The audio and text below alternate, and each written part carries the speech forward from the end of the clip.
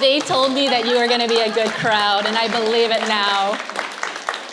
Okay, so ethos. Honestly, when I was approached to give a talk about ethos, I didn't feel qualified for it, because I feel like it's such a big word, right? It's just kind of like ethos. What's your ethos? Are you a person that has ethos? And I'm like, I am 100% not, right? It's just not something that, I stay up late at night thinking about. I think about stuff like, what am I going to eat next? How am I going to send that email? When am I going to send that email? You know what? Let's not send that email. So I really sat down and thought about it. And when I thought about it, like kind of where I come from, what drives me to do the work that I do, it starts here. So these two super hot people are my parents. The one on the left, that gorgeous woman, is my mother. And the one on the right, I guess, yeah, you're right, with the super crazy cheekbones that can cut diamonds. That's my dad. This is them when they first arrived in the US. This was before I was born. So this is them, just exploring snow and Mount Rainier, maybe, for the very first time in life. They came from Vietnam. They were war refugees. After, politically, they were from the South. And just real quickly, in terms of Vietnamese history, the South lost. So they lost. After 1975, they lost their country. My dad was in the army, and he was put in a re-education camp. And my mom was super duper duper smart and had so much promise and had so many hopes, and that was gone in an instant. She lost her education, she lost her future, and he also had nothing. Because when you lose a war, they don't treat you super nicely after that. So individually, they hadn't known each other at that point. They decided that they wanted to risk a lot and leave. Wait, did they meet there? They met in a refugee camp. That's a great question. Yeah, so they met in a refugee camp, standard meet cute stuff. They hit it off. They hit it off so much that they kept in contact from one refugee camp, I think in Malaysia, to the next one in the Philippines. And then they waited, they were sponsored. My dad landed here. He was sponsored by a rando. Actually, I don't know that. I didn't mean to say that. He was sponsored by somebody, and he landed up here in Washington State. And my mom was sponsored by somebody and landed in Oakland, but they were so in love that he convinced her to come up here. And so here they are. Yeah, thank you. And they got together, and they made this. Yeah. So you can imagine what it was like to be raised by two traumatized people who had so many hopes that were just dashed, but then found it within themselves to hope again, starting over, starting anew. And you can imagine what it's like to kind of be the first child of these people. They were so young, so they made all of their mistakes, with me, because I'm their oldest child. My mom, because she was so smart, she was like, this one's gonna be smart too. This one is going to be a doctor. I mean, all the Asians in the room know what that's about, right? Yeah, so she's like, you're gonna go to medical school. And I was like, this old, right? And this is how I felt about it. The whole time, when I was little, I was like, oh. But I was really good at duty fulfilling and obedience for, the beginning of my life. I was like, yeah, I'm going to go to medical school.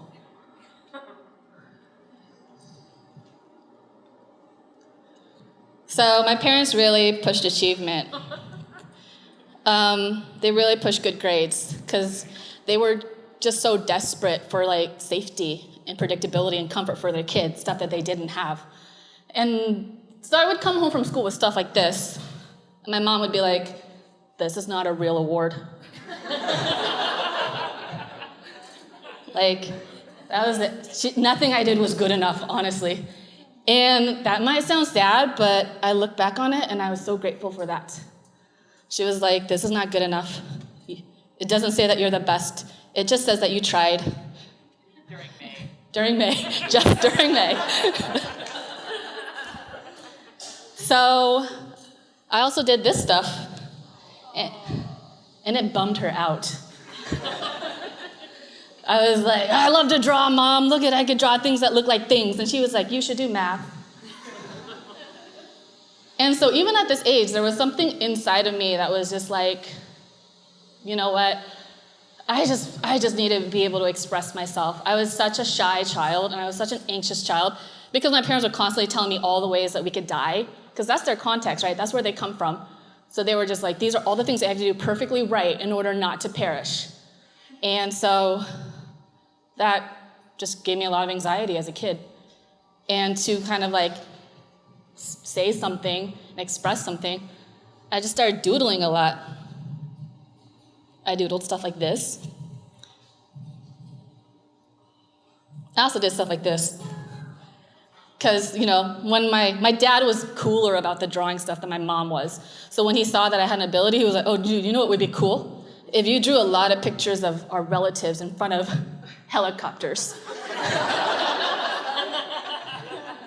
Because, you know, if you know anything about Vietnamese men, they're weirdly really nostalgic for the thing that, like, traumatized them.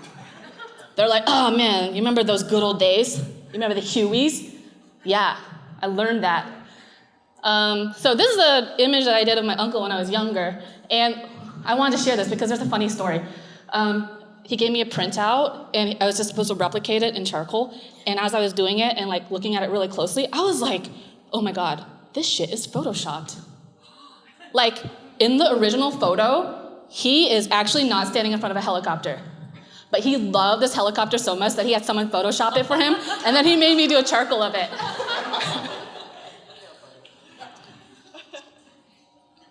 So, unfortunately, I was a pretty good student. I was pretty good at math and science, which gave my mom so much hope. And I don't know what to say about it. It was just something I was good at. And kind of what I learned is that, well, in hindsight, I can tell you that just because you're good at something, 100% that doesn't mean that you have to do it. Just because you're good at something, if you feel some strength or some, you know, compulsion to go somewhere else, like that means something. I was also really good at writing. Forgot what this looks like. Oh, okay. Yeah, I just wanted to, you know, do a humble brag here. I got 98 out of 100 here. Again, I was such a shy and quiet kid, and I was just so scared of being seen that the only way I could express myself was silently. So oftentimes it was through writing. I would just write really, really, like, honestly. Even when it was stuff like, write an essay about the road and the resistance to civil government. And I was like, yeah, fuck yeah, I will. And I would write lines like, by the way, the Rose piece is called Resistance to Civil Government.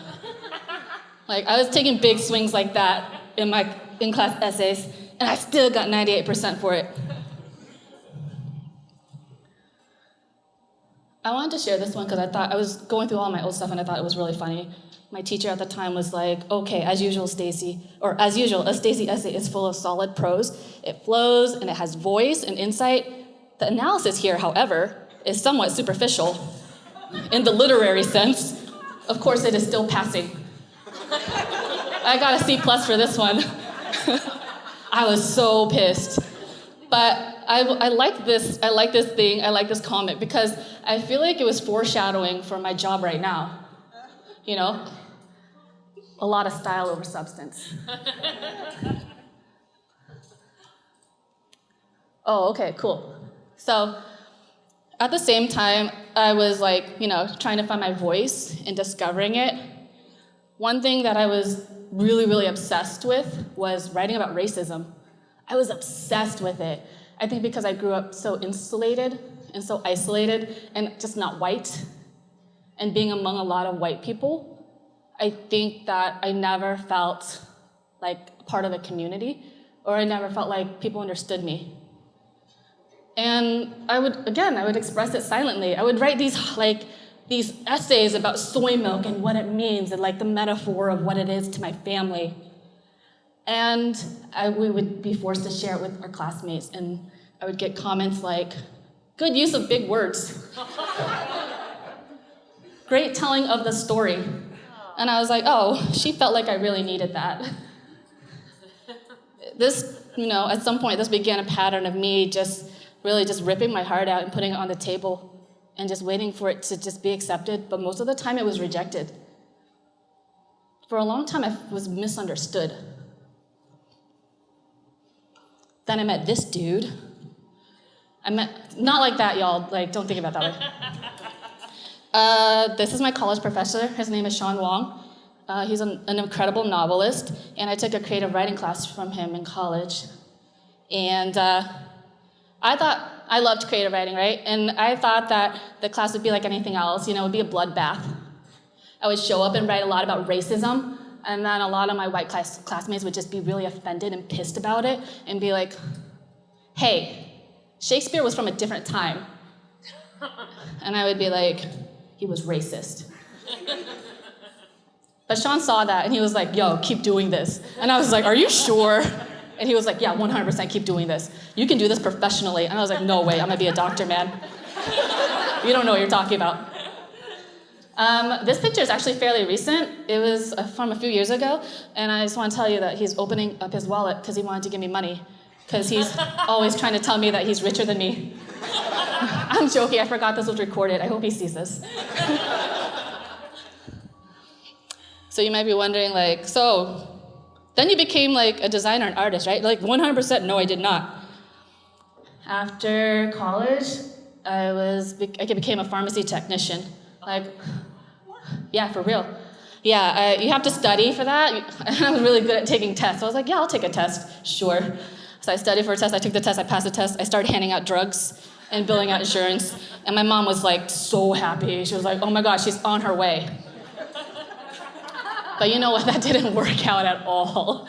I ended up graduating with a creative writing degree, and she was like, what? Actually, I'm talking about it flippantly, but it was a really traumatic and terrible time in our life and household. She was just like, you're a huge disappointment to me. My greatest regret in life was letting you learn how to read, and this is what you do to me after everything I have done for you. And I was like, yup, yeah, this is where we're at. And so after college, I was like, I cannot fail my parents again. So I studied for another test. And I got an insurance and securities license, and then I became I had this ability to sell insurance and also mutual funds and retirement vehicles. And I started to work I know you're shaking your head, because it was terrible. It was a terrible ass job. I did it for a year, and I hated it because it was predatory. It was everything that I was not about. But it paid well, and I was just like, this is what life is, right? You do the thing you hate in order to live. Because that's kind of that was what we reconciled in our family. Yeah. So I quit that job. And because I couldn't take it anymore, and I decided I'm actually gonna try to become a writer. So I was freelancing at the time, and a job opened up, and the job was as editor of the Northwest Asian Weekly. And then this is the woman that hired me. Her name is Jacinta Ng. She's a fucking motherfucker. Also, this woman is Michelle Kwan. Just in case you're wondering, you're like, why is Michelle Kwan in this picture? Again, it's another humble brag. It's a flex. This newspaper was amazing. It changed my life. I was telling you that for the longest time, I didn't feel like I had a community or a place of belonging, and I found it here. It was the first time that I could just write a lot about racism, and I could write a lot about cultural identity. And people were receptive to it, and they wanted to hear more.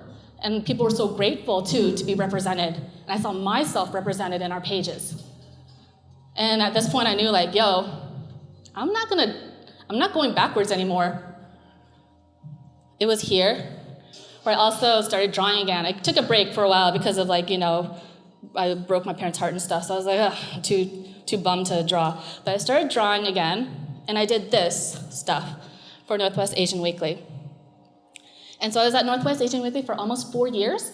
But the deal about that is that there's a bit of there's a limit to how far you can advance. I was already the editor, so after doing it for 4 years, there was nowhere to go, and my parents were still breathing down my neck, and they're like, you need to get a real job. And I was like, fine. So I decided to go to corporate America. I met this dude. I pulled up his IMDb profile because I thought it was funny. Brian Talbot, he took a chance and he hired me, and I was underqualified. Just like for every job I've ever had, I was underqualified. And he later told me that he hired me because he saw, something in me. And knowing him now, I think he saw like pain. And I think people who know pain and feel pain, we gravitate towards other people who are in pain because we have empathy, right? So I started my corporate job, and this is where I started learning graphic design. And I know this isn't amazing, but I still love it. He gave me a chance. I started off as like a blog writer and social media person, and he was just like, yo, you want to do some design work? Because I know you doodle. And I was like, fuck yeah, I do. And then so I started doing like this, and I started doing like, HR flyers. And I was really proud of them at the time. I was like, this is the best thing I've ever made. And eventually the work started to become more polished. I learned how to design like this. I learned how to design in boxes and in grids, and I could just churn it out. And I started to design like this. I started to make websites. I learned so much in this job. And all throughout, I still felt like I was missing something, right? You design enough like technology websites that you're just like, where am I in all of this? So on my off time, I would do this. I would make my mom do shit like this, and she didn't understand it, but she did it. I would make my little niece, I would paint her face, and I'd make her pose for pictures like this, and her mom loved it. I would make concert posters for my friends, because my friends were doing dope-ass shit all the time. And then also during this period, I met this dude. And I keep telling you about people I meet because I think that the people in our lives are so meaningful, right? They end up steering who we are, and they end up informing who we are, and they end up being like a mirror in terms of like who we want to be. So I met this dude, his name is Vule.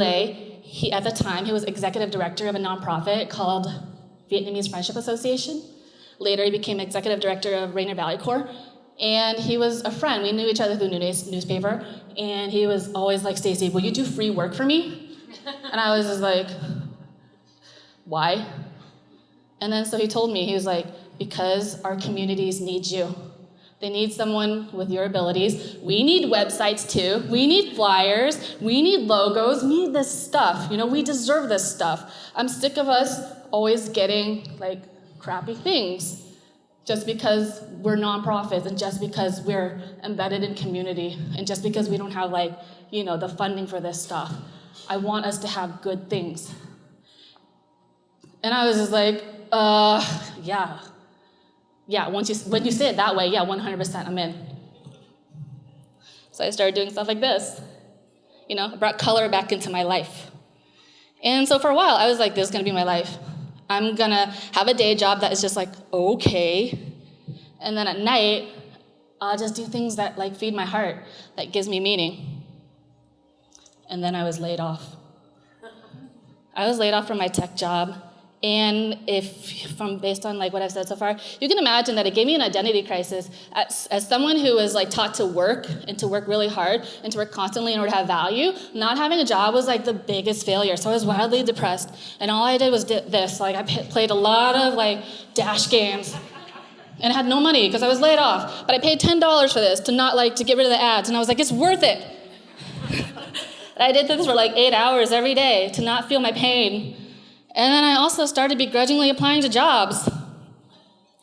Because, my dad was like, yo, I heard the city of Kirkland is hiring. And I was like, I don't know, man. Do I really want to work for the city of Kirkland? He works for the city of Everett, by the way. And he was like, yeah, you want to work for the city? You cannot get fired. Like, we saw what just happened to you. You should work for the city of Kirkland. And I was like, oh my God. I started applying for jobs half-heartedly. I applied to Amazon. I applied to the Seattle Times. I got interviews, and I wasn't really fully into it in the interviews, and they could tell. Or they just hated my work, and they were just like, no thanks, man. And I was just like, well, I'm unemployable. I cannot get a job because I suck. So I started my own business. At this point, I was like, you know what? No one wants to hire me.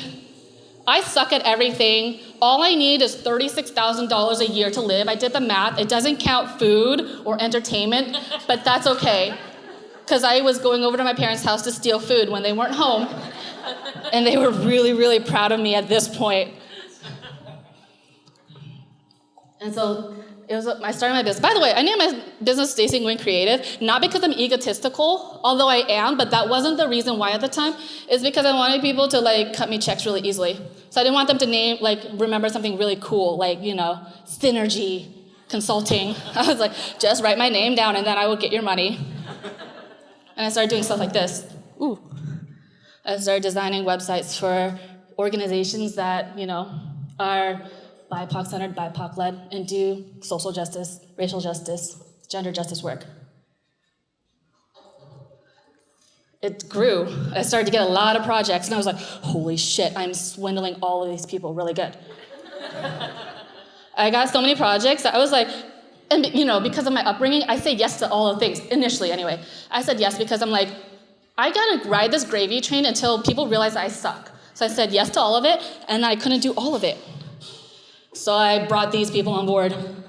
These are my buddies. Some of them were just randos. I shouldn't say randos. Some of them are friends of friends. Some of them are just from community and connections. And I love all of these people.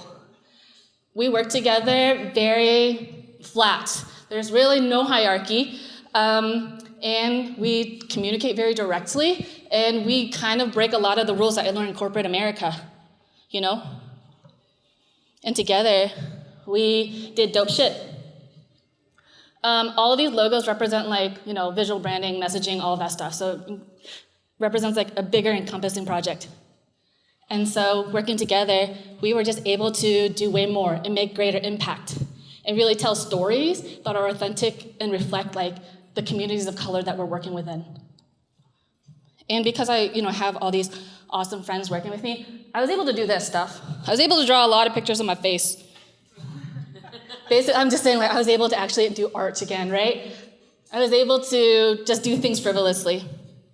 A lot of pictures of my face. And so because of where we're at, I'm able to be more authentic in my expression, I was able to go back to what I was like when I was a kid and then just assaulting people with my cultural stuff.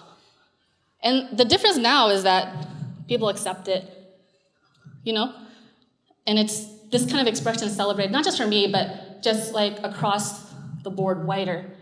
I'm really, really optimistic, even though there are so many reasons not to be optimistic, but I'm really, really optimistic about our capacity for growth and for empathy right now. When you work with these organizations and these wonderful people that are so much better than me, that constantly teach me to learn and unlearn every day, you feel like anything is possible. You feel like change is possible. You feel like people that have been historically underrepresented will be represented. And so, kind of going back to the crux of all of this, what is ethos? I think ethos is it's organic. It is not what we're thinking. It's not intellectualizing. It's kind of what are we feeling? It's what is our heart telling us? It's what is deep inside of us? Because there's always that voice, right? You have your head that's you need to pay your mortgage, you need to pay your car insurance, you need to update your license, all that stuff. And that voice is the voice that keeps you scared. And then you have another voice that's just well, what if I do this? What if I break the rules? What if I, actually I hate this, let's stop doing this. And I feel like we need to listen to that voice a lot more. I feel like my entire career and my entire amazing life is because I kind of accidentally leaned into failure. I leaned into being a disappointment. I leaned against all the things that, we grew up being told that we were supposed to be and do. And it can work out, as long as you are strong in your values and you keep it at your core and you keep it close, it can work out. All right. That's it. I'm ready for your questions.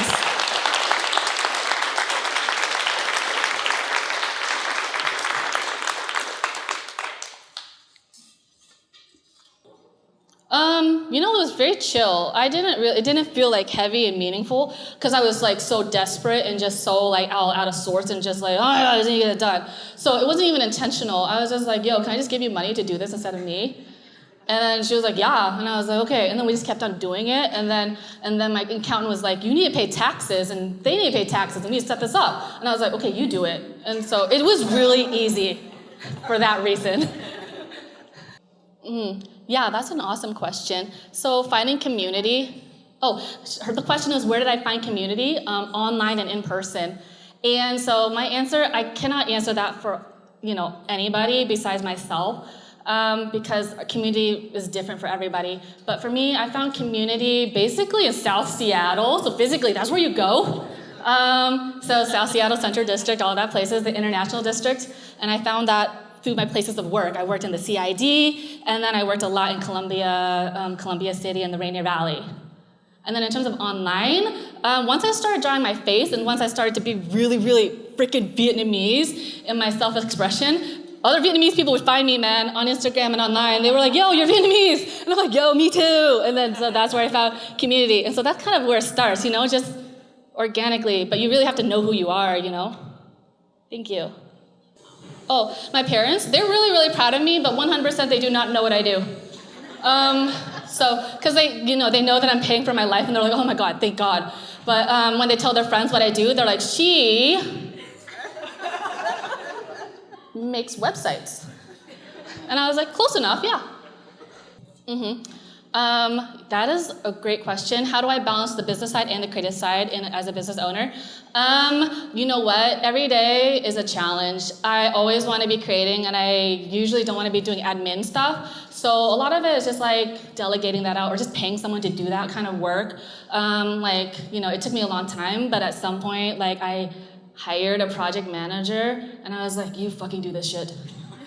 And then that freed me up to do more illustrations. Yeah, so the question was what was the point, after a bunch of failures, what was the point that really made me start my business?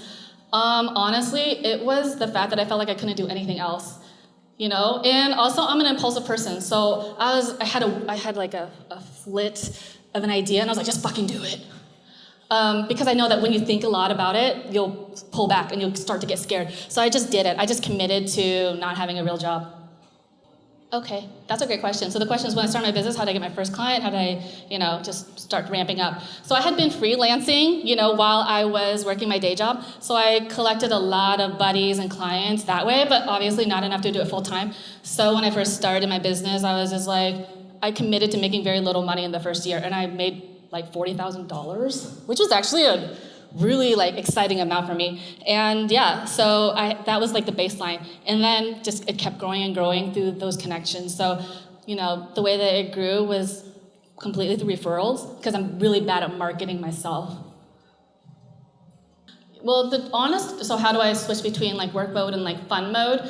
Honestly, there's sometimes not a switch, because I have a lot of fun in my work, and then I'm also obsessively thinking about it constantly. I dream about it, I'm just constantly on my mind. And the fact that it's meaningful and it gives me purpose, it doesn't feel I need to stop and demarcate and now do fun stuff. It just kind of ebbs and flows. When I'm hanging out with my friends, we're always talking about this stuff. These are the conversations, and it's fun for us, right? So we're how can we get more funding? How can we, that person's racist, you think so, right? And I'm yeah. So it's all the time, and it's lovely. Yeah, totally. So the question was I work a lot with values-oriented entities and organizations. What is it what would it take to work with corporate America, and how would they prove their values to in order to be yeah. So we actually don't take those projects on anymore. We're very lucky to be able to say no. Also, not a lot of people honestly ask. But when it does come up, we say no. We don't have the capacity for it, and then it's not fun anymore for us, There's certain ways of working in that kind of spaces, There's a lot of layers and a lot of bureaucracy and a lot of weird approval chains. And, we're just very relational at this point, and we're just I just want to talk to a person. I want the person to say yes or no. If they hate it, I want us to have a discussion. I want us to talk with our whole hearts. And that's also part of the values, right? It's not just like how you feel and what your politics are, but it's kind of like how you work too. So we say no to those projects. When I do say yes to projects, they're usually illustration projects, and I usually have like a lot of free reign, and we write it into our contract. It's like, you cannot tell me what to do. You get what you get. And so that would be when I work for like those kind of projects. So the question was like, I didn't have a lot of support when I was younger in terms of like getting into the creative space. There was like really no like, pipeline into it. And then how do I support people who are in the same spot these days? Honestly, your question makes me feel guilty because I don't think I'm doing enough of that. But I always try to like lead by example. I try to talk about it a lot, and I always say yes to like every request for an informational interview unless I just flake and forget. But I try to make the time, and I love just being able to mentor in whatever capacity that I can. Okay, thank you. That was a great question. That was a really kind question. So the question was like, I appear very confident right now, but I'm actually like, it has been a journey. I started off very like insecure and shy.